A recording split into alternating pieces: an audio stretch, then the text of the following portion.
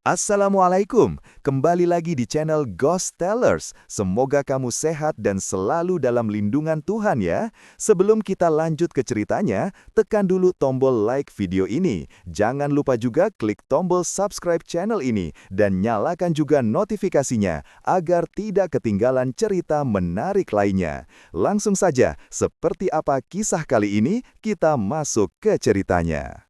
Di sebuah lembah tersembunyi, jauh dari hiruk-pikuk pusat kota, terletaklah Desa Ciherang, sebuah perkampungan yang sunyi di kaki perbukitan Bandung. Tempat udara malam selalu membawa dinginnya kabut yang menusuk tulang, dan jalur-jalur setapaknya masih didominasi tanah berbatu yang licin setelah hujan. Di salah satu sudut desa yang menjorok ke arah hutan bambu tua, berdirilah rumah sederhana milik Siti dan suaminya, Pak Jamal.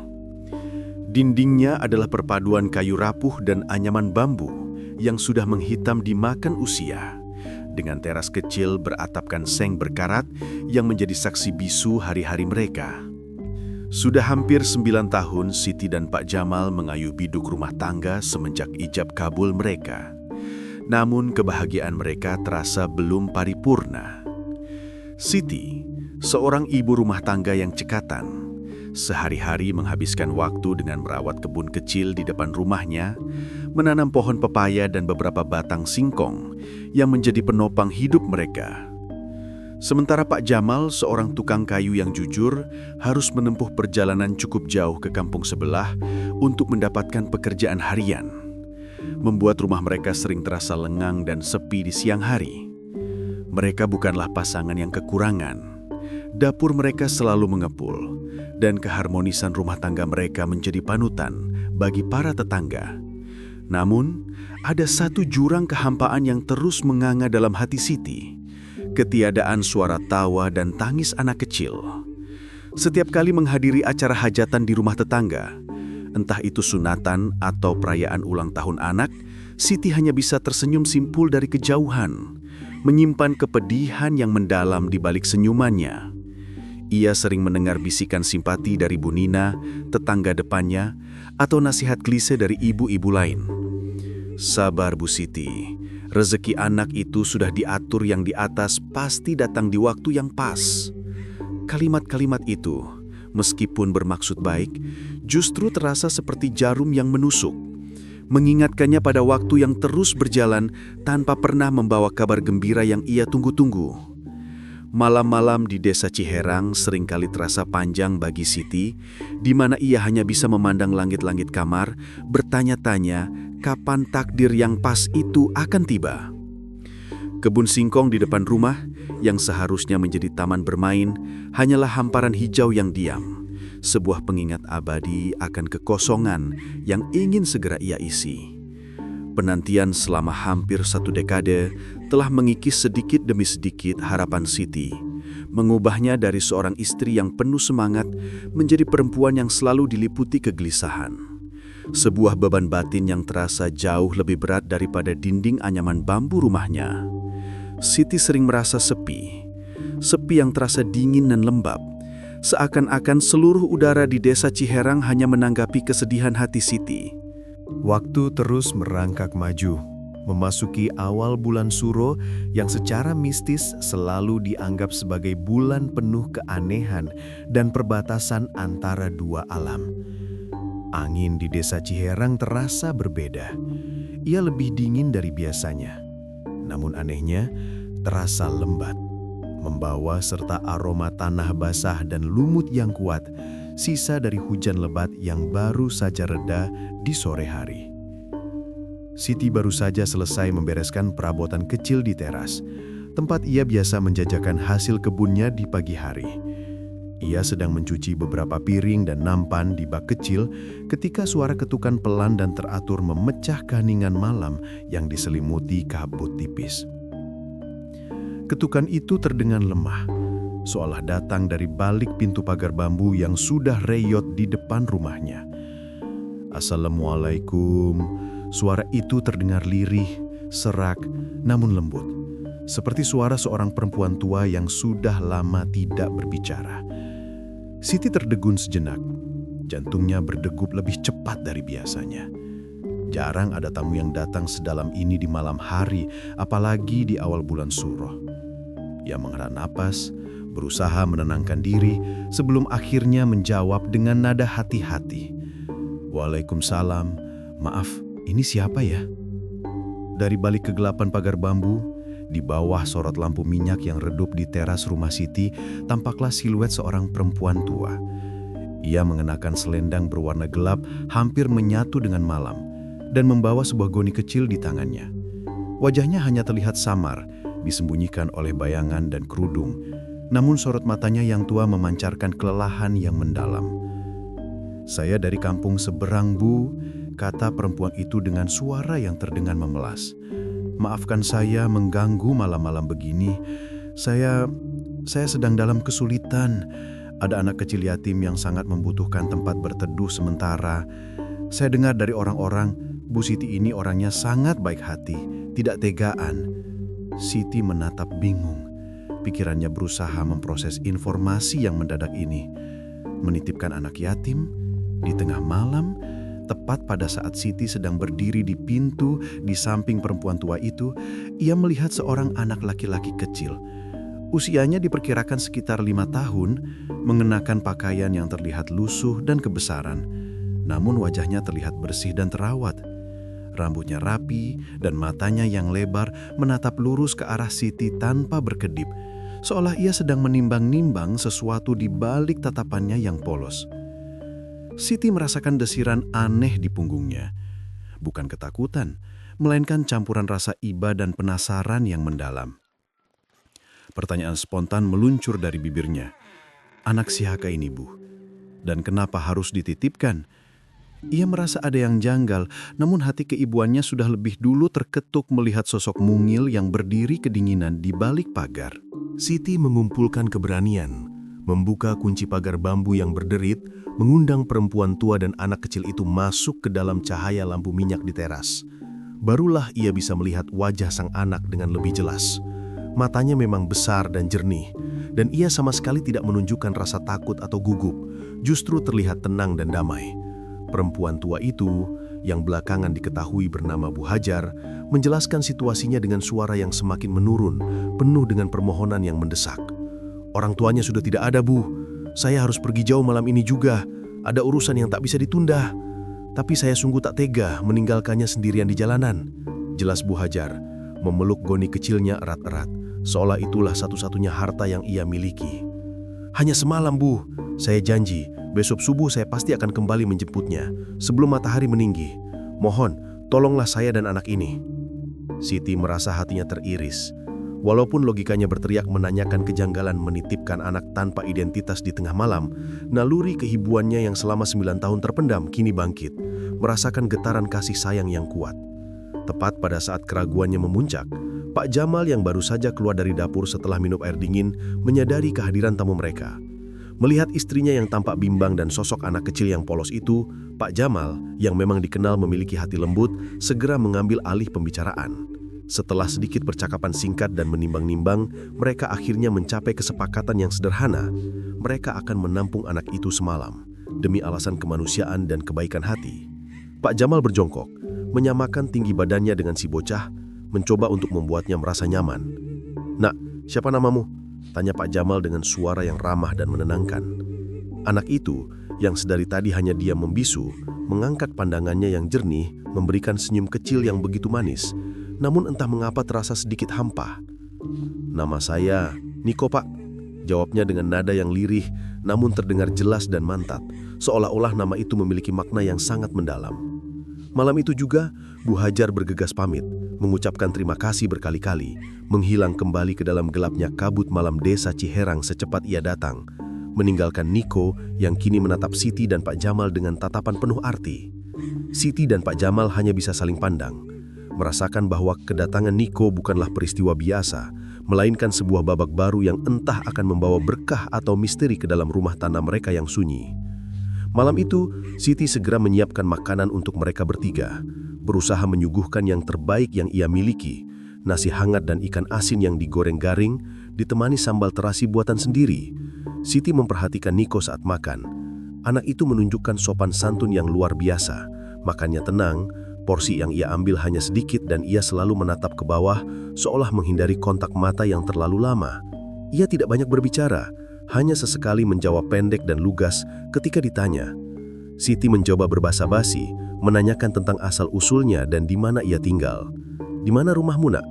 tanya Siti, berharap mendapat jawaban yang jelas. Niko mengangkat pandangannya sebentar, senyum tipisnya tersungging, lalu menjawab dengan nada yang samar, hampir seperti berbisik. "Dekat rumpun bambu, Bu." Siti mengerutkan kening. Ia tahu betul arah ke rumpun bambu tua yang ditunjuk Niko, dan ia tahu di arah itu tidak ada satupun rumah penduduk. Hanya ada jalan setapak kecil yang curam, yang biasa digunakan warga untuk menuju sumber air tua di lereng bukit, sebuah tempat yang terkenal angker di mata penduduk Ciherang. Siti memutuskan untuk tidak menekan lebih jauh, berasumsi bahwa Niko mungkin merasa trauma atau terlalu malu untuk menceritakan kondisi keluarganya. Ia memilih untuk menganggap anak itu sebagai tamu yang harus dihargai.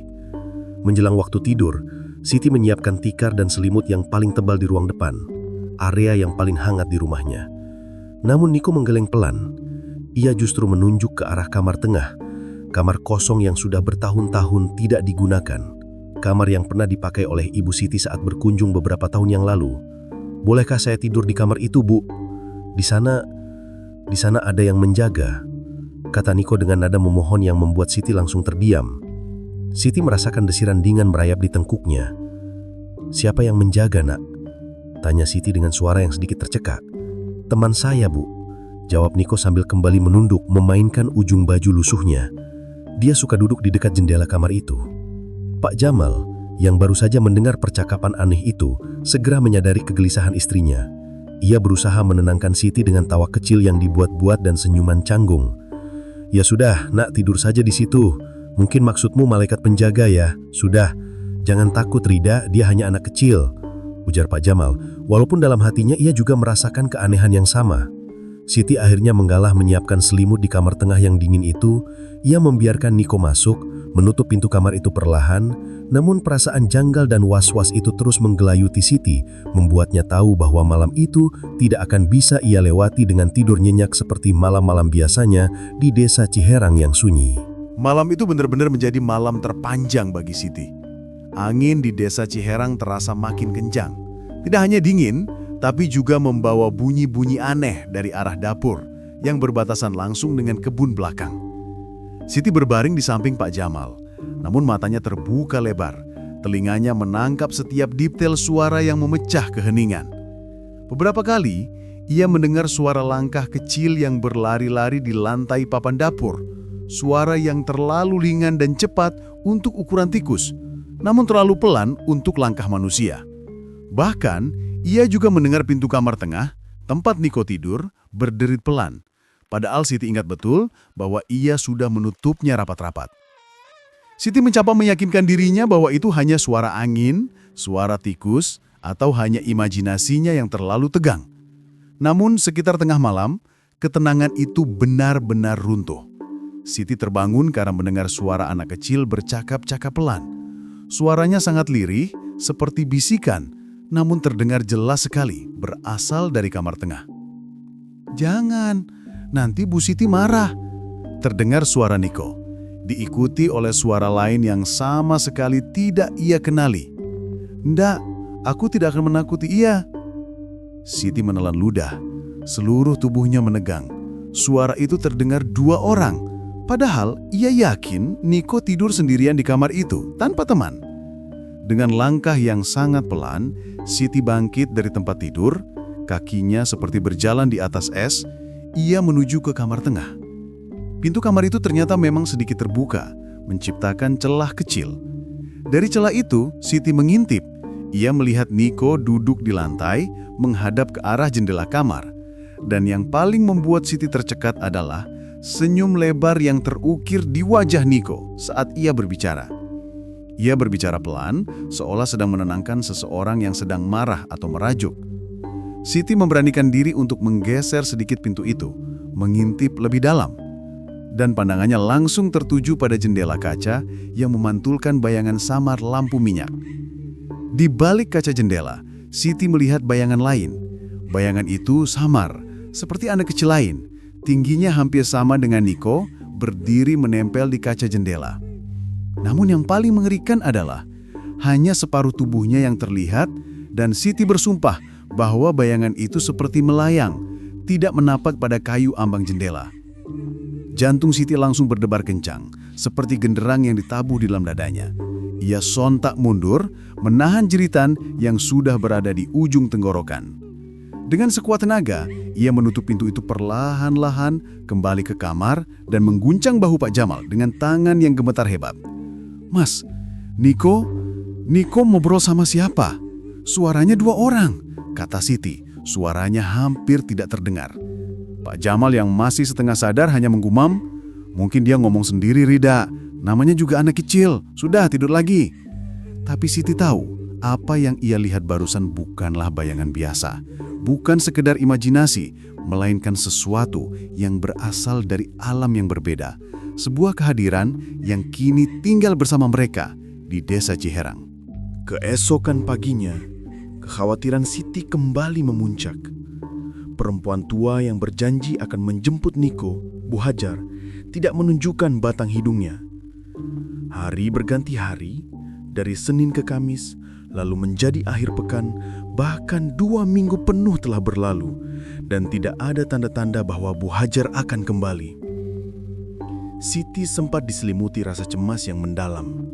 Khawatir jika ia akan dicurigai menculik anak karena menampung Niko tanpa identitas atau surat-surat resmi apapun. Ia bahkan sudah merencanakan untuk melaporkannya ke ketua RT. Namun entah mengapa, selalu ada hal yang menghalangi. Anehnya, seiring berjalannya waktu, kekhawatiran itu perlahan mereda, tergantikan oleh penerimaan yang terasa aneh.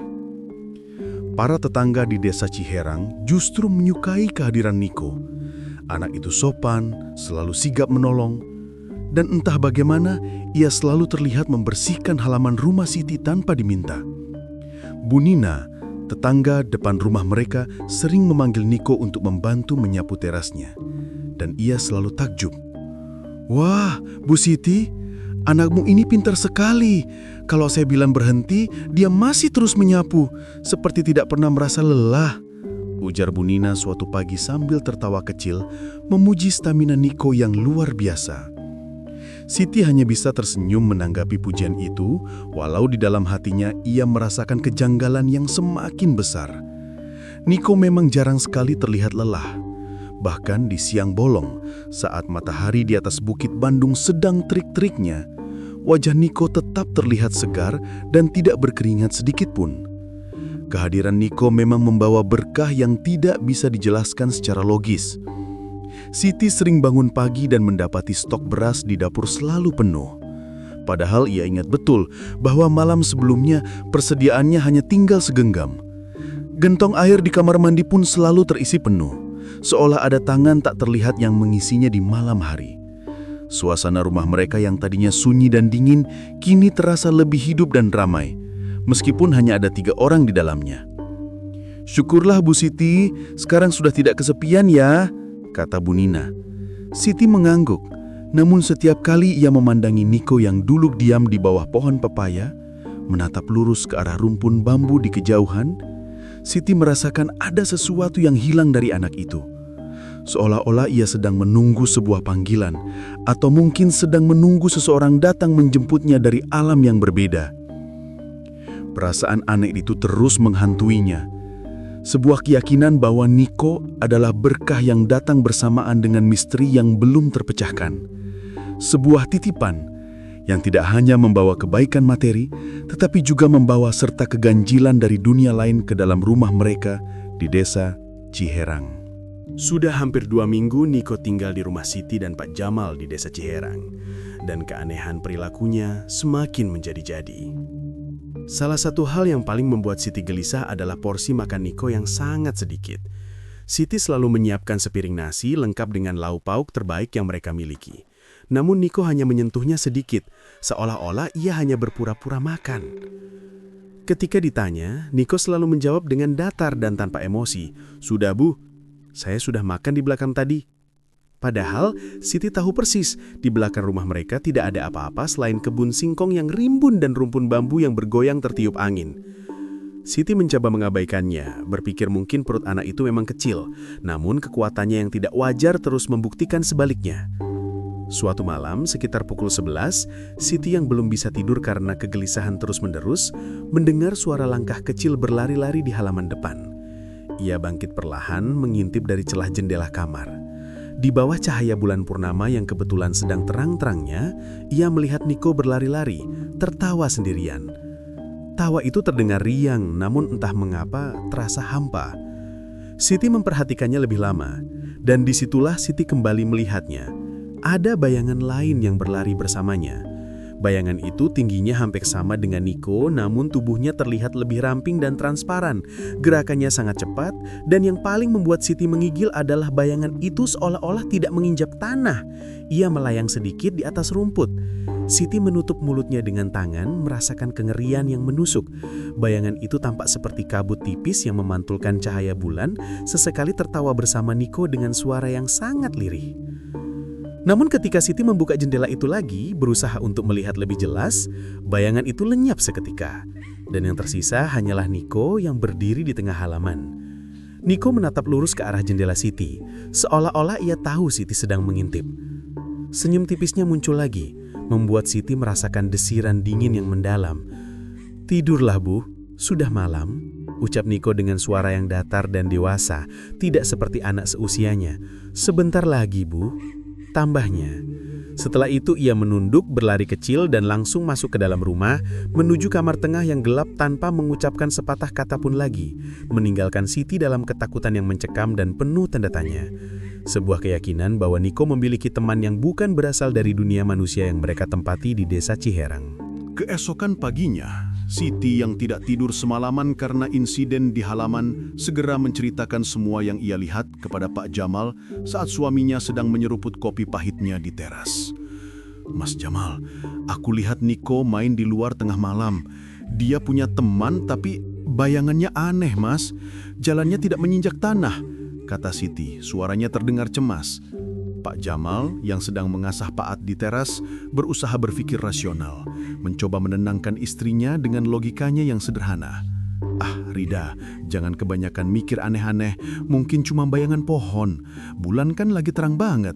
Kita ini tinggal di dekat hutan, pasti banyak bayangan aneh," ujar Pak Jamal, mencoba menertawakan ketakutan Siti.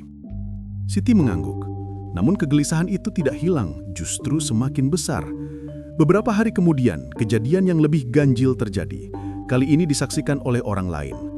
Pagi itu, Bu Nina, tetangga depan rumah, datang terburu-buru ke rumah Siti. Wajahnya terlihat pucat, matanya membesar karena ketakutan.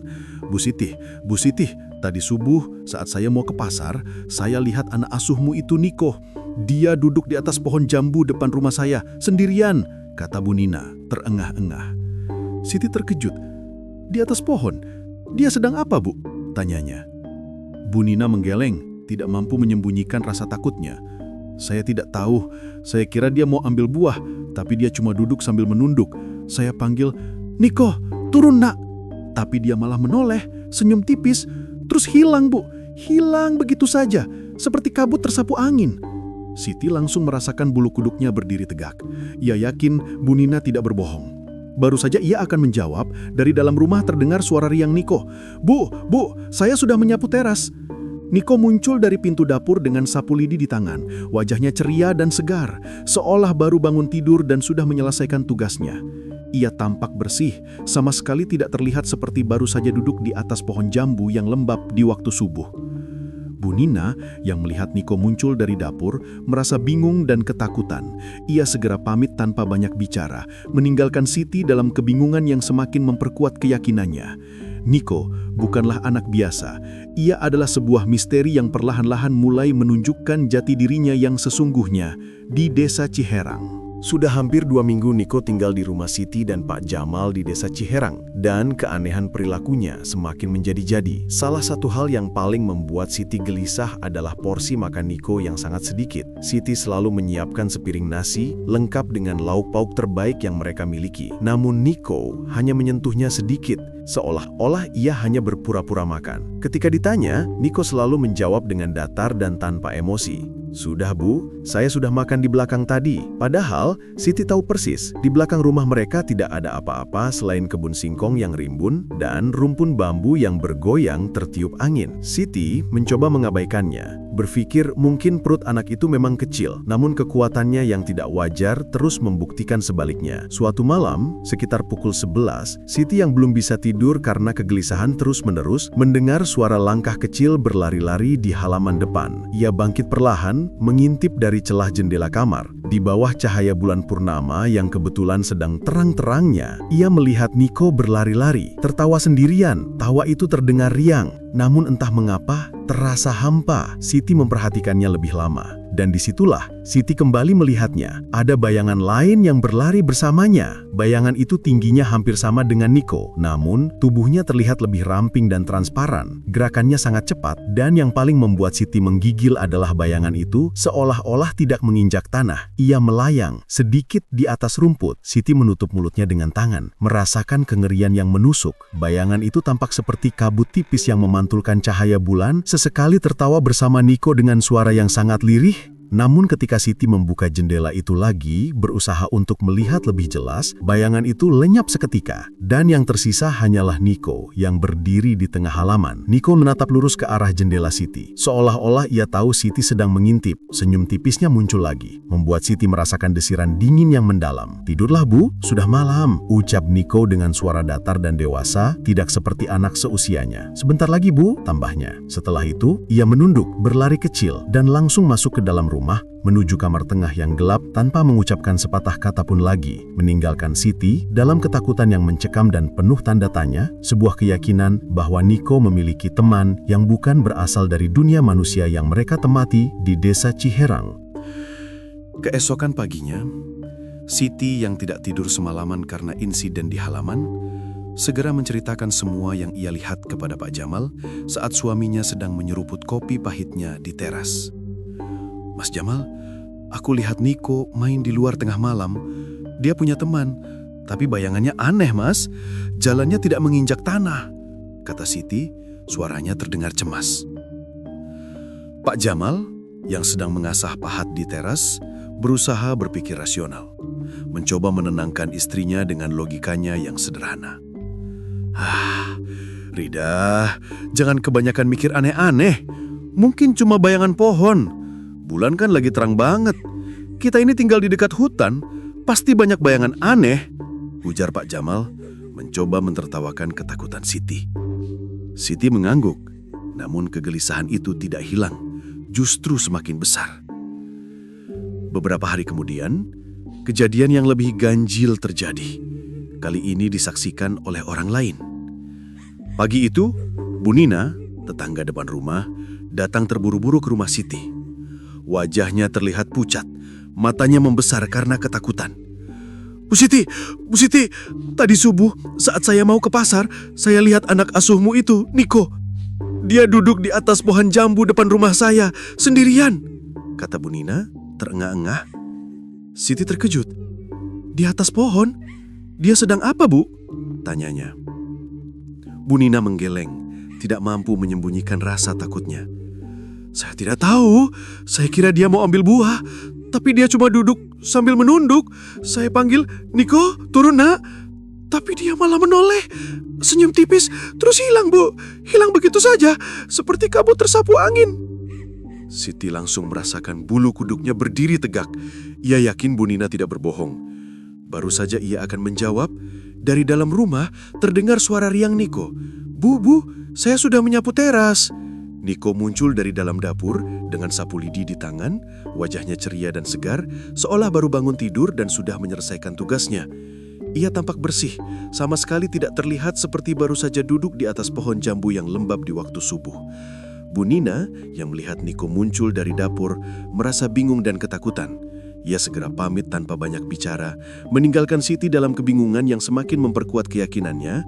Niko bukanlah anak biasa. Ia adalah sebuah misteri yang perlahan-lahan mulai menunjukkan jati dirinya yang sesungguhnya di desa Ciherang. Meskipun Siti dan Bu Nina sudah mengalami kejadian ganjil, Pak Jamal tetap berusaha menertawakan semuanya. bersikeras bahwa Bu Nina salah lihat karena matanya masih buram di waktu subuh. "Sudahlah Rida, itu cuma salah lihat. Kalau Niko bisa hilang begitu saja, kenapa dia masih di sini sekarang?" ujar Pak Jamal. Mencoba meyakinkan istrinya, padahal jauh di lubuk hatinya, ia juga merasakan keanehan di rumah mereka. Namun malam itu, giliran Pak Jamal yang harus berhadapan langsung dengan kenyataan yang tidak bisa ditarik ke dalam logika. Sekitar pukul 10 malam, Pak Jamal keluar rumah menuju sumur di belakang untuk mengambil air, sebuah rutinitas sebelum mereka tidur. Sumur itu terletak agak jauh dari rumah, berdekatan dengan rumpun bambu tua yang selalu bergoyang perlahan ditiup angin malam. Saat Pak Jamal sedang menimba air, tiba-tiba ia mendengar suara tawa anak kecil. Suara itu lirih namun riang, sangat mirip dengan tawa Niko, dan suara itu datang dari arah rumpun bambu yang gelap. Pak Jamal menegakkan badan, menatap ke arah sumber suara. Dari balik gelapnya bambu dan celah-celah batang bambu yang saling bergesek, ia melihat dua sosok kecil berlari-lari. Keduanya tampak samar, namun gerakannya jelas bukan gerakan anak manusia yang biasa. Yang paling membuat darah Pak Jamal berdesir dan jantungnya mencelos adalah jumlahnya. Ada dua sosok, bukan hanya satu. Ia melihat mereka berlari-lari, berkejaran, seolah sedang bermain petak umpat di antara bambu. Pak Jamal menghela napas, mencoba meyakinkan dirinya bahwa itu hanyalah ilusi optik atau mungkin anak-anak tetangga yang nekat bermain di sana. Ia menatap lebih tajam ke arah sela-sela batang bambu yang bergoyang, dan di saat itulah ia melihatnya dengan jelas. Dari balik gelapnya bambu, tampak sepasang mata kecil berwarna keemasan memantul samar-samar di kegelapan malam. Sepasang mata itu menatap lurus ke arahnya, seolah-olah mata itu memindai dan membaca ketakutan yang tiba-tiba memenuhi benak Pak Jamal. Pak Jamal tercekak, tubuhnya membeku. Mata keemasan itu bukanlah mata anak manusia. Mata itu terlalu tajam, terlalu asing, dan memancarkan aura dingin yang menusuk. Tanpa berpikir panjang, Pak Jamal menjatuhkan timba airnya, mundur perlahan-lahan, dan bergegas masuk ke dalam rumah tanpa mengucapkan sepatah kata pun. Ia mengunci pintu dengan tergesa-gesa. Malam itu Pak Jamal tidak tidur sampai subuh. Ia duduk di ruang tengah, memeluk lututnya, wajahnya pucat pasi. Ia sudah tidak bisa lagi membantah istrinya. Ia tahu pasti bahwa anak yang mereka tampung, Niko, datang membawa serta teman dari alam lain. Sebuah misteri yang kini menjadi nyata di halaman belakang rumah mereka di Desa Ciherang. Keesokan harinya, rumah Siti dan Pak Jamal kedatangan tamu tak diundang. Seorang lelaki parubaya yang berpakaian rapi namun terlihat berdebu, seolah menempuh perjalanan jauh. Ia menuntun sepeda tua dan memperkenalkan dirinya sebagai Pak Danu, orang dari kampung sebelah. "Saya ini tetangganya Bu Hajar," katanya, membuat Siti dan Pak Jamal saling berpandangan. "Bu Hajar yang mana, Pak?" tanya Siti, mengerinyitkan dahi. "Ya, Bu Hajar yang menitipkan anak kecil ke sini malam waktu hujan deras itu," jawab Pak Danu dengan nada yang serius.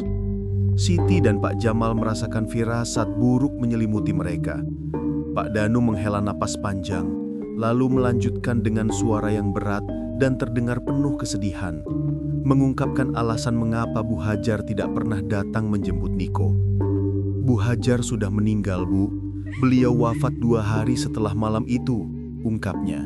Siti dan Pak Jamal terkejut. Rasa bersalah dan kesedihan menyelimuti mereka karena tidak tahu kabar duka itu.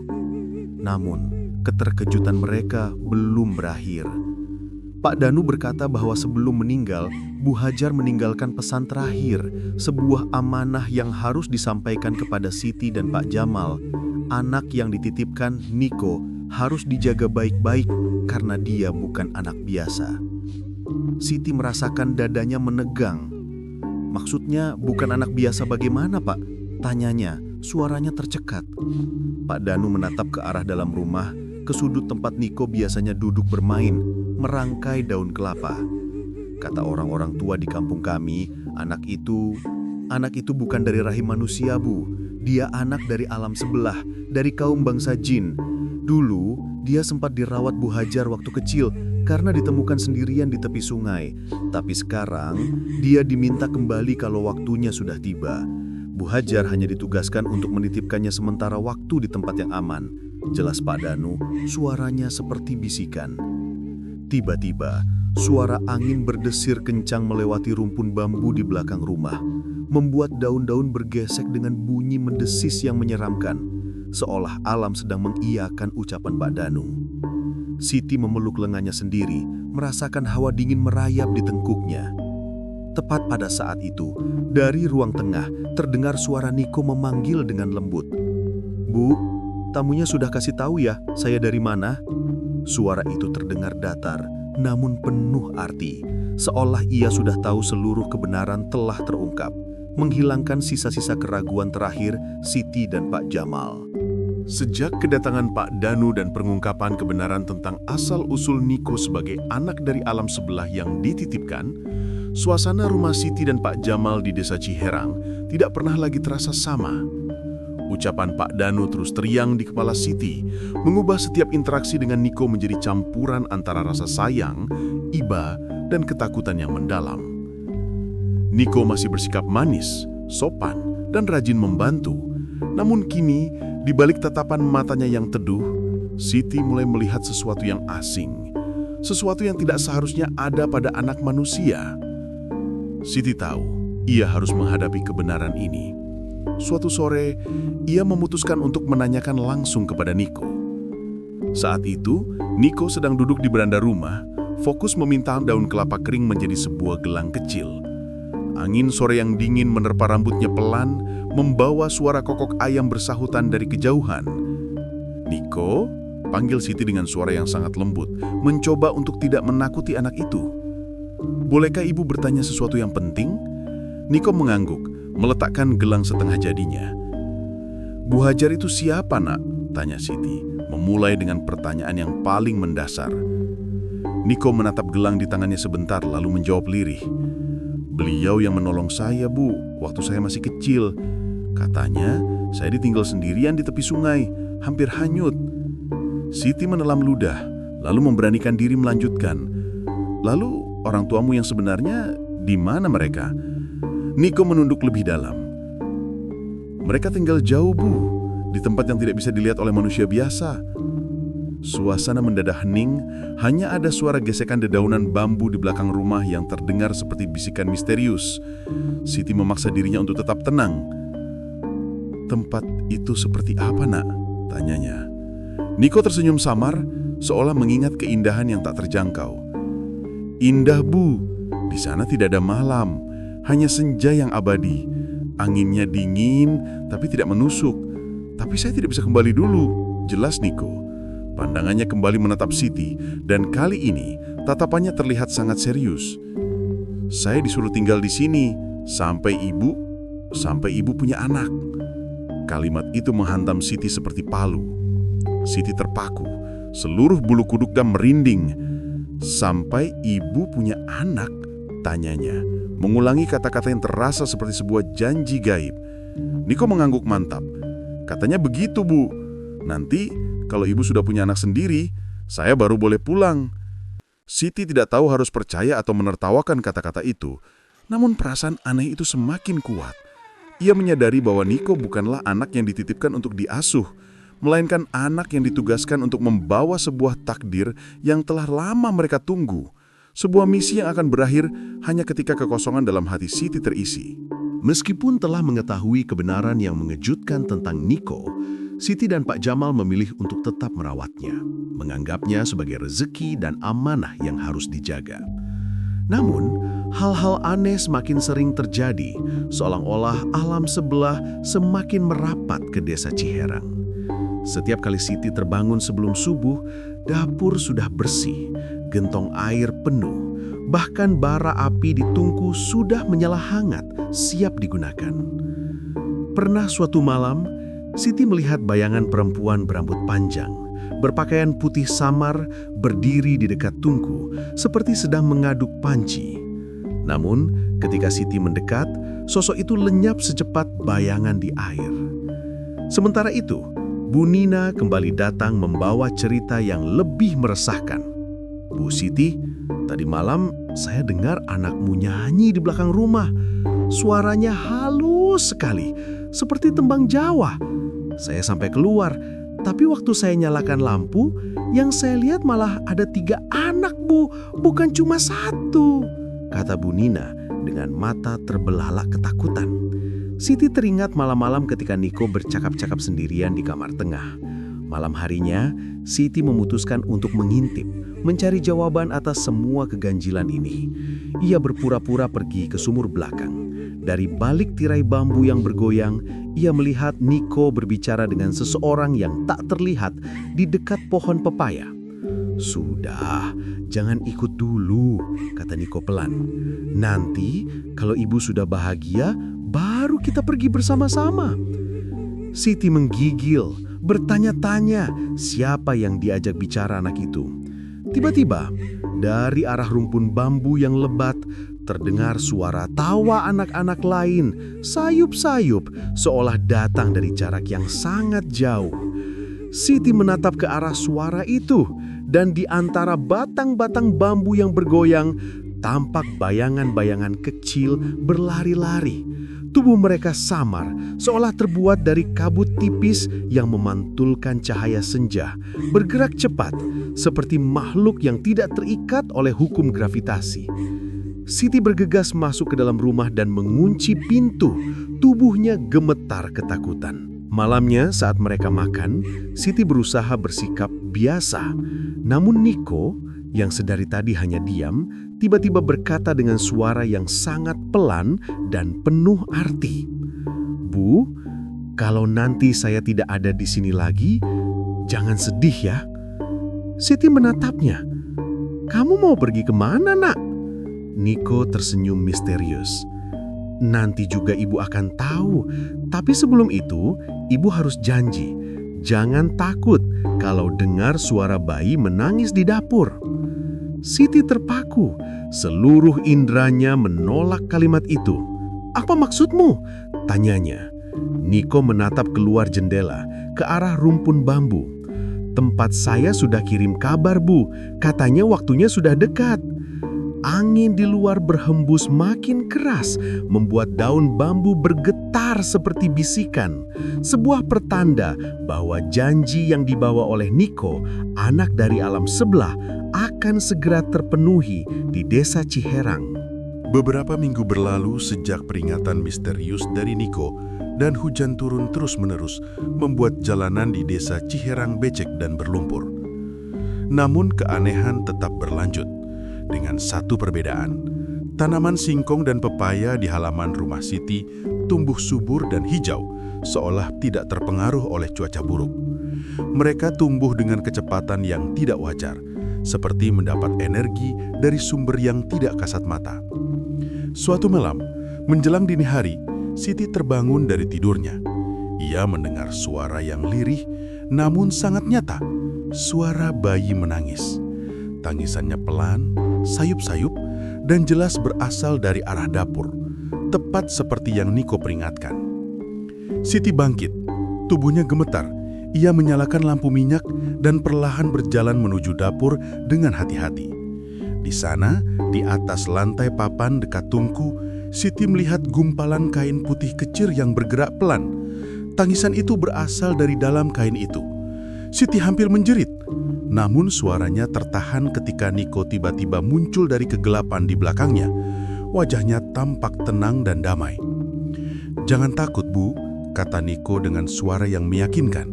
"Itu bukan apa-apa. Itu rezeki Ibu." Siti menatap Niko. Air mata menetes tanpa ia sadari. "Niko, apa yang sebenarnya kamu lakukan di sini?" Niko tersenyum lalu menatap ke arah gumpalan kain putih itu. "Saya hanya dititipkan, Bu, sampai Ibu punya yang sesungguhnya." Tiba-tiba tangisan itu berhenti. Angin bertiup pelan dan lampu minyak bergetar hebat. Ketika Siti menatap lagi ke lantai, gumpalan kain itu sudah tidak ada. Yang tersisa hanyalah aroma wangi samar seperti bunga kenanga yang baru dipetik, memenuhi seluruh dapur. Niko menatap Siti sebentar, lalu berkata pelan, "Ibu akan mengandung sebentar lagi.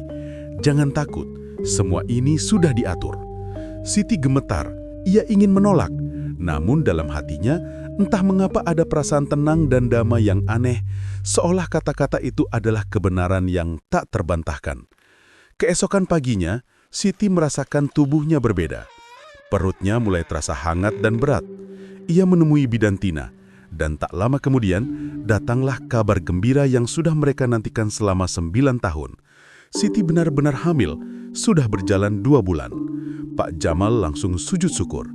Namun kebahagiaan itu bercampur dengan ketakutan, karena mereka tahu kehamilan ini datang tepat setelah malam misterius Niko. Sejak hari itu, Niko jarang terlihat. Ia menghabiskan sebagian besar waktunya di kamar tengah.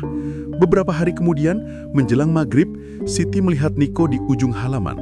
Sosoknya tampak bercahaya, dan di belakangnya tampak bayangan perempuan berkerudung putih. Niko tersenyum. "Terima kasih, Bu. Sudah waktunya saya pulang. Ibu jaga bayi itu baik-baik ya." Sebelum Siti sempat berkata apa-apa, Niko dan bayangan itu menghilang, meninggalkan cahaya tipis di antara kabut senja, sebuah pertanda bahwa misi dari anak jin itu telah usai, dan takdir baru bagi Siti dan Pak Jamal di Desa Ciherang akan segera dimulai. Bulan-bulan berlalu dengan cepat, dan kandungan Siti terus membesar. Bidan Tina selalu memuji kehamilan Siti yang sehat dan penuh energi, meskipun ini adalah kehamilan pertamanya setelah penantian panjang. Di luar, suara angin dan aroma kenanga sesekali masih terasa, mengingatkan Siti pada penjaga tak kasat mata yang pernah hadir. Menjelang bulan ke-9, pada malam Jumat Kliwon yang dingin, udara di Desa Ciherang terasa hal lebih dingin dari biasanya. Awan pekat menggantung di atas perbukitan. Pak Jamal, yang baru pulang dari ronda malam, langsung menyadari ada yang tidak beres. Siti duduk di ruang depan, wajahnya pucat, keringat dingin membasahi pelipisnya. "Mas, perutku sakit sekali. Kayaknya waktunya sudah tiba," kata Siti, menahan nyeri. Panik, Pak Jamal segera memanggil Bu Nina untuk menjemput bidan Tina. Namun sebelum mereka sempat melangkah jauh, angin besar tiba-tiba berhembus dari arah belakang rumah, dari rumpun bambu. Pintu-pintu di dalam rumah terbuka sendiri. Dari celah jendela, tampak cahaya samar seperti kunang-kunang berputar-putar di sekitar pohon pepaya. "Allahu Akbar," desis Pak Jamal menutup dada. Suara gamelan lirih, sebuah melodi Jawa yang lembut namun mistis, mulai terdengar. Disusul aroma kenanga yang pekat memenuhi seluruh rumah, seolah-olah ada perayaan gaib yang sedang berlangsung. Siti menggenggam erat sarungnya. Tubuhnya menggigil, namun matanya menatap lurus ke depan, ke arah kamar tengah yang pintunya kini terbuka perlahan dengan sendirinya. Dari dalam kamar, tampak bayangan anak kecil keluar, membawa lentera kecil di tangannya. Itu adalah Niko. Wajahnya tampak tenang dan bercahaya, seolah-olah ia bukan lagi bagian dari dunia mereka. "Bu, jangan takut. Ini waktunya," katanya lembut. Suaranya terdengar bergema. "Saya cuma mau membantu." Siti ingin menjawab, namun suaranya tertahan oleh rasa sakit yang tiba-tiba menyerang. Niko melangkah pelan, meletakkan lentera di lantai dekat tungku dapur, lalu menepuk dada Siti pelan, menenangkannya. "Tenang, semua akan baik-baik saja." Tepat pada saat itu, petir menyambar jauh di bukit. Lampu minyak padam dan rumah hanya diterangi cahaya samar dari lentera kecil di lantai. Bu Nina dan bidan Tina tiba, terburu-buru, namun mereka tertegun saat masuk, mencium aroma kenanga yang begitu pekat. Di dalam kamar, Siti sudah berbaring. Rasa sakitnya memuncak, dan tak lama kemudian terdengar suara bayi menangis nyaring namun menenangkan. Bidan Tina segera mengabarkan, "Selamat Bu Siti, anaknya laki-laki, sehat." Siti menangis lega. Namun, tepat pada saat tangisan bayi itu terdengar, angin besar kembali berhembus dan pintu kamar tengah terbuka lebar. Dari sana, terlihat Niko berdiri dengan wajah bahagia. Di belakangnya, tampak sosok perempuan berkerudung putih yang dulu pernah muncul dalam mimpi Siti. Siti memeluk bayinya erat. Air matanya mengalir deras. "Niko, kamu datang ya?" bisiknya.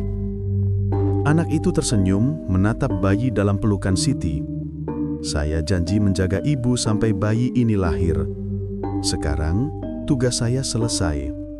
Perempuan berkerudung putih itu melangkah maju, menatap Siti dengan mata teduh, lalu mengangguk pelan. Cahaya lembut muncul di sekitar mereka, perlahan memudar bersamaan dengan bayangan keduanya yang menghilang, mengakhiri intervensi dari alam lain di Desa Ciherang. Pagi harinya, ketika matahari terbit di balik perbukitan Bandung, warga Desa Ciherang berdatangan menjenguk. Semua terheran-heran melihat bayi kecil itu yang begitu tenang. Matanya bening. Dan anehnya, ada garis kecil di telapak tangan kanannya yang menyerupai bentuk bulan sabit. Sebuah tanda lahir yang unik. Bu Nina menatap bayi itu, lalu berbisik kepada Siti. "Persis seperti Niko dulu, Bu. Dia juga punya tanda yang sama di telapak tangannya." Siti tersenyum lemah, menatap ke arah rumpun bambu di belakang rumah, yang kini tampak bergoyang perlahan ditiup angin pagi. "Namanya Niko, Bu Nina," katanya pelan. "Aku sudah berjanji pada Kakak Ilham." Di malam hari, setelah semua tamu pulang, Siti duduk di ruang tamu sambil menyusui bayinya. Angin berhembus lembut, dan di kejauhan, dari arah rumpun bambu, terdengar tawa kecil yang familiar. Suara Niko, sayup dan ringan, bukan menyeramkan, melainkan penuh kasih sayang, seolah-olah ia sedang menjaga. Siti tersenyum, berbisik, "Terima kasih Niko, sudah menjaga kami." Lampu minyak di teras bergetar sebentar, lalu padam dengan sendirinya. Namun rumah itu tak lagi terasa gelap, melainkan dipenuhi kehangatan dan rasa syukur yang mendalam. Waktu berjalan perlahan. Niko kecil, anak manusia, tumbuh menjadi anak yang sehat dan cerdas. Ia suka menolong, tak pernah rewel, dan anehnya, setiap kali orang bertanya mengapa ia suka bermain sendirian di belakang rumah, ia selalu menjawab, "Aku sama kakak." Siti dan Pak Jamal tahu, kakak itu nyata, hanya saja berasal dari alam lain, alam yang kini terikat oleh ikatan kasih sayang dan janji. Pada tahun ketiga, Siti bermimpi lagi. Ia berada di tepi sungai kecil yang jernih, di bawah cahaya bulan. Di seberang sana, berdiri Niko, anak jin itu, mengenakan baju putih, wajahnya tampak lebih dewasa. Ia tersenyum, melambaikan tangan. "Bu, terima kasih. Aku sudah tidak sendirian lagi sekarang. Di sini banyak anak-anak seperti aku. Mereka baik." Siti menatapnya dengan mata berkaca-kaca. "Kamu bahagia, Nak?" tanyanya. "Iya, Bu. Dan aku senang ibu sudah punya Niko kecil. Tolong jaga dia baik-baik ya. Aku titip," kata Niko. Sebelum bayangannya perlahan larut bersama cahaya bulan. Siti terbangun dengan air mata hangat yang mengalir di pipinya. Bukan karena takut, melainkan karena rindu. Ia tahu Niko telah menepati janjinya, membawa berkah yang telah lama dinantikan. Dan kini, ia kembali ke dunianya, meninggalkan sebuah warisan berupa nama dan perlindungan tak kasat mata bagi keluarga kecil di Desa Ciherang, yang kini penuh dengan tawa dan kebahagiaan.